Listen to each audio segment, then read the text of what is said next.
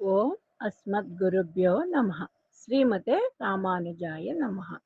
నేటి మంచి మాట. మనిషికి ధనం, బలం అన్నీ ఉన్నా బలగం అంటే స్వజనం దూరం అవడానికి కారణం ఏంటన్న సందేహం వేధిస్తుంటుంది కొందరిని. అదుపులేని మాటల వల్లే ఆ పరిస్థితి తలెత్తుతుంది. ప్రియమైన మాటల ప్రస్తావన భగవద్గీతలో ఉంది. చివరికి మిగిలేది ఏది అని అడిగితే వాక్ సంపత్తి ద్వారా ఏర్పడే సత్కీర్తి మాత్రమే అని చెప్తుంది. జీవితంలో సమస్త సంపదలు ఉన్నా మనశ్శాంతి కరువవడానికి మూల కారణం మాటల తీరు కావచ్చు. ప్రకృతికి ఒక నియమం ఉంది. అది సమస్త జీవరాశితో సహా మానవులకు వర్తిస్తుంది. నీటి పాత్రలో రాళ్ళు వేసి నేల మీద పోసినప్పుడు నీరు భూమిలోనికి ఇంకిపోతుంది. కఠినమైన రాళ్ళు అలాగే మిగిలిపోతాయి. మనిషి జీవనయాత్ర ఆ జలం లాంటిది. అన్నీ అంతర్ధానమైపోతాయి.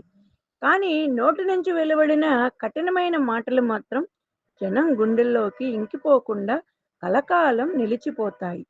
లంకలో సీతమ్మను చూసి వచ్చిన హనుమంతుడు తొలిమాటగా చూశాను సీతమ్మను అని రాముడి ఆందోళన ఉపశమించేలా పొందికైన పదాలతో చెబుతాడు. అటువంటి పలుకులు మనసులను రంజింపచేస్తాయి, మనోధైర్యాన్ని ఇస్తాయి. ప్రేమాస్పద పలుకులు ఉత్సాహాన్ని ఇస్తాయి. మృదు సంభాషణ వలన సమస్యలెన్నో సమసిపోతాయి. కార్యసాధకులు మార్ధవంగా మాట్లాడతారు. రమణ మహర్షి తమ సందేశాలలో మౌనం, సహనశీలత గొప్పవని, సత్యం చెబుతూనే మృదువుగా చెప్పమన్నారు. పలుకు బంగారమైతే ఆత్మీయులకు కొదవేముంటుంది? అందరి హృదయాలలో ప్రేమవనం కుసుమించి పరిమళిస్తుంది. ఈ విధంగా మృదువుగా మాట్లాడి అందరి ప్రేమను పొందాలి. జై శ్రీమన్